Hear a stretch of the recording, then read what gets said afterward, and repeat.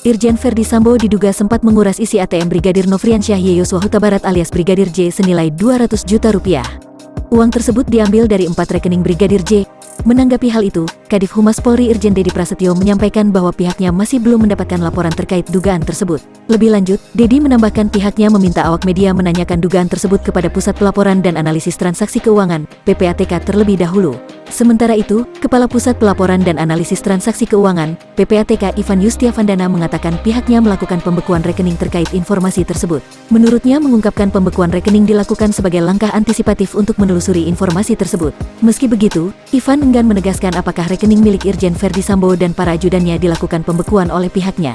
Di sisi lain, Ivan mengungkapkan pihaknya akan menelusuri dugaan aliran dana yang tidak sesuai dengan peruntukannya berdasarkan informasi masyarakat. Selain itu, Ivan juga terus berkoordinasi dengan Bareskrim Polri sebagai penyidik dalam kasus kematian Brigadir J. Sebelumnya, Irjen Ferdy Sambo diduga menguras isi ATM Brigadir Yosua Huta Barat alias Brigadir J senilai 200 juta rupiah.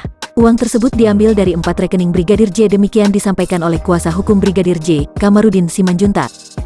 Hal tersebut diketahui setelah adanya transaksi dalam 4 rekening milik Brigadir J. Ia menuturkan bahwa transaksi di rekening Brigadir J tercatat pada tanggal 11 Juli tahun 2022. Rekening kliennya tampak dipakai untuk mengirimkan sejumlah uang ke rekening salah satu tersangka. Lebih lanjut, Kamarudin menuturkan bahwa uang yang dikuras dari rekening Brigadir J total sebanyak 200 juta rupiah.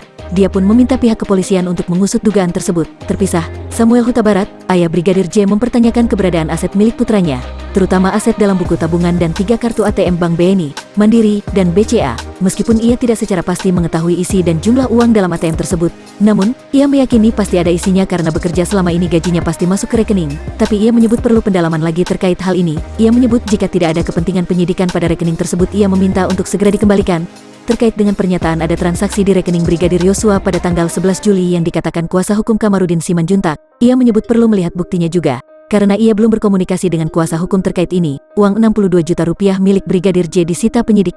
Samuel Huta Barat pun menyebut bahwa penyidik menyita uang sejumlah 62.587.000 rupiah atau 62,5 juta rupiah milik Brigadir J sebagai barang bukti penyidikan. Hal ini diketahui Samuel saat sebagian barang milik Brigadir J diantar ke rumahnya beberapa waktu lalu. Saat itu petugas kepolisian yang mengantar juga memberitahukan barang-barang yang disita.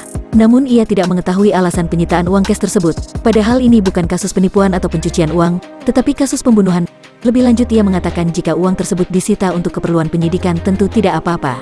Namun, jika tidak ada hubungannya maka lebih baik dikembalikan. Samuel berharap barang-barang yang tidak berkaitan dengan proses penyidikan untuk dikembalikan.